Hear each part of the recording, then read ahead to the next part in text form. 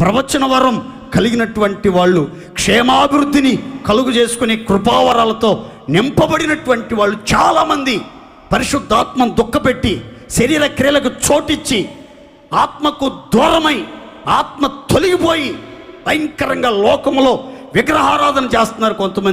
కొంతమంది దేవుని దూషిస్తున్నారు, దేవుని సన్నిధిలో సణుగుతున్నారు, దేవునికి విరోధంగా నోరు తెరిచి కాని మాటలు మాట్లాడుతున్నారు, దేవుడు నాకు అన్యాయం చేశాడని దేవుని మీద అబండాలు మోపుతున్నారు.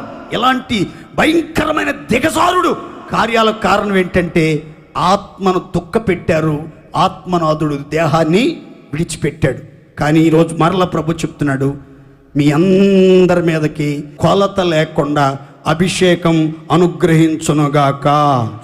ఇక మీ యొద్ద నుంచి తొలగిపోకుండా, మీ యొద్ద నుంచి వెళ్ళిపోకుండా పరిశుద్ధాత్ముడు ఎల్లప్పుడూ మీలో కూడా నివసించునుగాక.